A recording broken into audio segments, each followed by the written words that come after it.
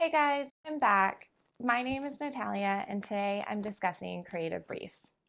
As always, thank you so much for liking, commenting, sharing, and subscribing. So, what's a creative brief? A creative brief is a document used for any project needing creative support from an agency or in house brand team. It focuses more on the branding elements and design for the campaign rather than the high level campaign strategy.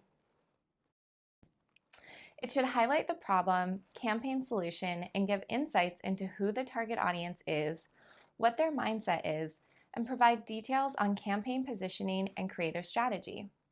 The creative brief is the guide for your brand team or agency and empowers them to bring your strategy to life. It's the critical part in really making a marketing campaign successful. Here are a few tips for writing effective creative briefs.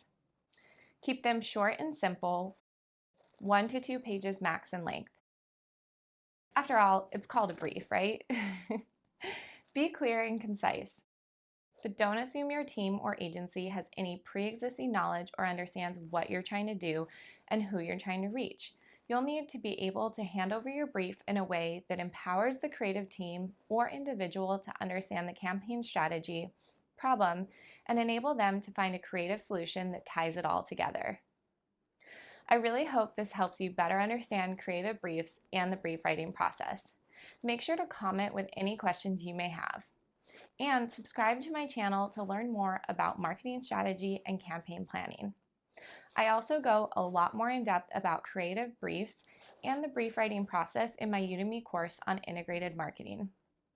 If you'd like to enroll today, I've added a coupon for my viewers and subscribers in the description of this video. Thank you so much for watching. I really hope you subscribe to my channel so you can keep learning more about marketing.